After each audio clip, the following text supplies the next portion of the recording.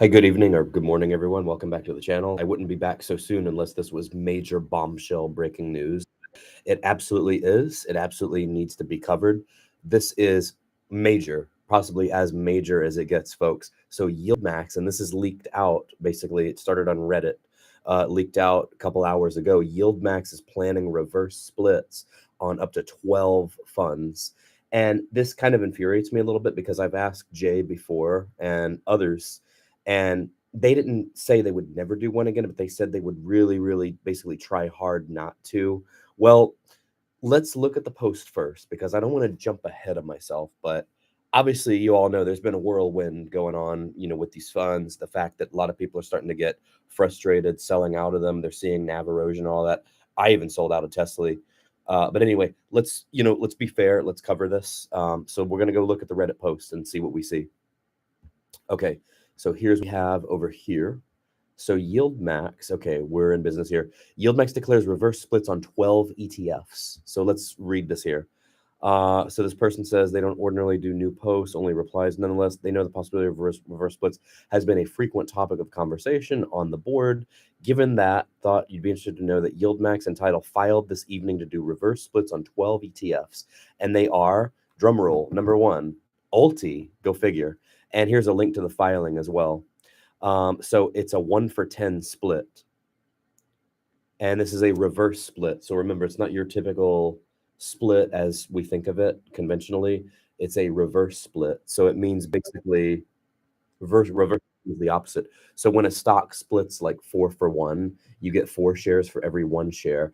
A reverse split is basically for every 10 shares, you go down to 1 share. So the reason that funds like this do these kind of reverse splits is because they want to get the NAV back up. The NAV has eroded so much basically that it's down to single digits in most of these. So they need to get it back up. So in order to do that, you have to do a 10-for-1 split basically.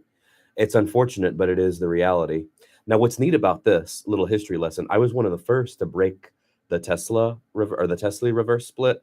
Now I feel like I'm going to be one of the first to break this one as well. But these are minor details. Let's figure out what's going on here on the rest. Okay, so next one, surprise, another one for TSLY. Shocker, right? How about this one?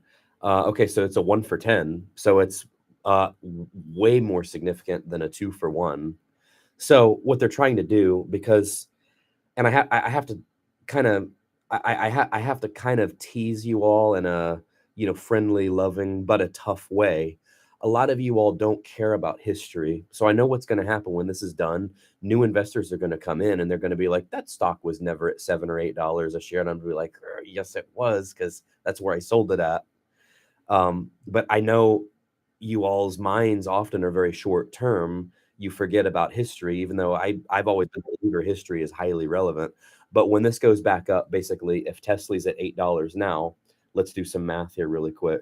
So $8 for 1 share. If it's going to be a 10-for-1, then that should, in theory, drive it back up to 80, right? So then that gives it a whole slew of room to continue to erode, basically. But for the existing investors, I guess you're SOL. And that's just me speaking, because personally, I'm not a fan of reverse splits. I'm sure you'll find people out there that say they're great. Then again, in my history of covering YieldMax, there's been times people have actually gotten mad at me because I pointed out that a fund was down 90%. So go figure. But anyway, all right, we're getting a lot of people on. Please smash that like button. We want this at the top of the algorithm, folks. That would be greatly appreciated. But anyway, like I said, I know a lot of you don't care about history, but like I said, a year from now, this will be, when it's trading at like 70 or 80, you're going to be like, well, what are you talking about? 7? I'm going to be like, yeah, that's where I literally sold out of it. So anyway, I'm kind of glad I did at this point, but let's continue. Okay, so the next one, NVDY, the NVDY fund, which I never owned, CONY, going to be a 10-for-1 basically. So I'll hardly hold any shares. I think I only have CONY and XYZY, which I'm sure XYZY will be on this list too. So that's 4 of the 12. So let's keep going here. So then the next one is the Bitcoin option strategy fund. This will be a 1-for-5. Let's read more, obviously. Now, the one that I knew for sure would be on this list is Moderny, MRNY. That one's been absolutely on the brink of the abyss.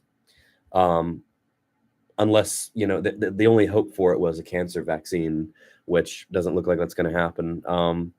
And then I'm assuming we've also got, oh, little correction here. Okay, so the three that I mentioned are short funds. So it's the short Tesla, the short NVDY, and the short Coinbase. I only ever had the long version of these funds. Obviously sold TSLY, never partook in NVDY or CONY. Okay, so the 1 for 5 is Bitcoin option strategy ETF. And these are filings. So remember, a filing, it doesn't guarantee that it's going to happen, but it gives them the option, no pun intended, gives them the option to do it. Like I pointed out, you know, in the clickbait thumbnails that I've used, the strategies that they had to boost the NAV, they never actually implemented those, as Jay answered, but they had them in the prospectuses that they made updates to when they updated the prospectus. So it makes for a great clickbaity YouTube video, but it doesn't necessarily guarantee that they're going to do it. However, I'm sure with some of these will go forward, because especially with MRNY, I've been saying that that's been a likely candidate on the chopping block for months. Okay, so of course that's on here. Of course, TSLY, another, now this is a 1 for 5. So what that means, if it's at about $8 a share, it'll get back to 40. XYZ, didn't I call this one? XYZ, I knew this would be on the list. The Airbnb one is a 1 for 5 also. The AI one, which I'm not shocked at all, is on the list. That's a 1 for 10, because the AI one's absolutely been in the crapper for a long time. The Coinbase one is on the list, 1 for 10. And then we've got the Innovation Fund. That's going to be a 1 for 5. So how many is that? That's 1, 2, 3, 4, 5, 6, 7, 8, 9, 10, 11. So that's all 12 of them so far. So let's pull up one of the prospectuses here and just see what it says here. We're going to share this tab instead over here. Okay, here we go. All right, so let's see. As of November 14th, let me confirm what I just said, because I don't want you to take as gold what I just said. I just said that I thought this was like an update to a prospectus, and that this may or may not happen, but let's read through. The Board of Trustees has approved a reverse stock split. Okay, so that makes it sound like it's more likely to happen. The Board of Trustees has approved a reverse stock split of the issued and outstanding shares of the ULTY fund. After the close of trading on November 28th, the fund will affect. Okay, folks, I was wrong. This isn't like what I said in the summer when we had the clickbaity, like, hey, these are the 3 strategies they might implement to stabilize NAV. Well, guess what? We've actually got our answer here. It looks like this is the NAV stabilization strategy, is to just basically shrink the shares, and then expand. You know, obviously the NAV per share goes up, but it doesn't help existing investors. All right, folks, this is important. This language in this makes it sound like it's almost certain to go through. I should have asked Mike about this. I just had him on literally a week ago. I should have asked him about this. So basically it outlines for you here, and it's going to be the same for all 12 of these, so we won't belabor the point too much. It's also going to have a new QSIP number, in case you were concerned about that.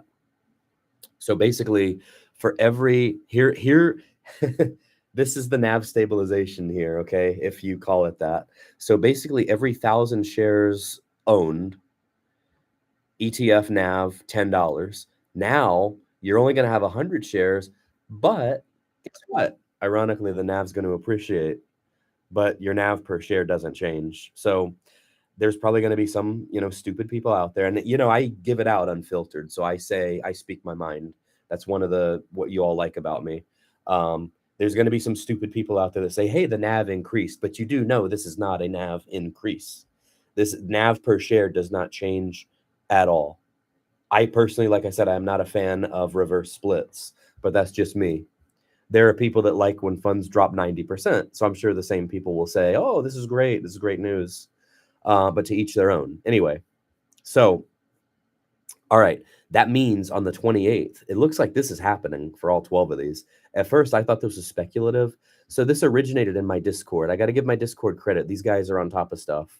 So when I got wind of this, I'm like, ooh, I need to go do a video on this immediately. This is like big, salacious bombshell news.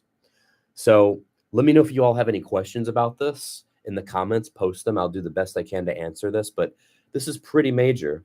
This is like a Christmas present, I guess, if you call it that. So we have this on all 12. Let's pull up another one and make sure that it's saying the same thing. So let me go back over here real quick. So again, the 12 funds, for those of you that just tuned in, ULTY is the number one, the Tesla short, NVDY and Coinbase short. Those are 4. Bitcoin fund, number 5, MRNY, TSLY, XYZY, the Airbnb one, the AI one, the Coinbase, and the innovation one. That should make 12. Some of them are 1 for 5. The ones that are 1 for 5 are Bitcoin ETF, TSLY, XYZY, Airbnb, and Innovation Fund. And then the others that are 1 for 10, Coinbase, AI, MRNY. Well, that should be like 1 for 20, honestly. That one's so low. And then ULTY, short Tesla, short NVIDIA, short Coinbase. So let's click on another prospectus just to make sure they're consistent.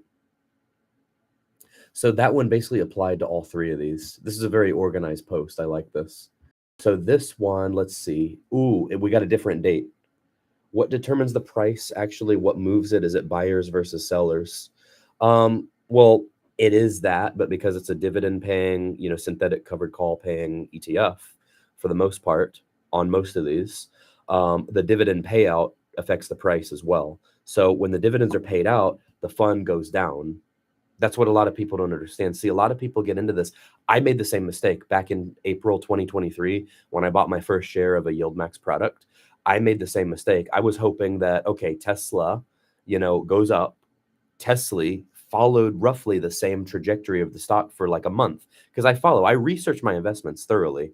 So I followed for a month. I was like, all right, it's following exactly, and I was like a lot of you. I thought I could have my cake and eat it too. Unfortunately, you can't.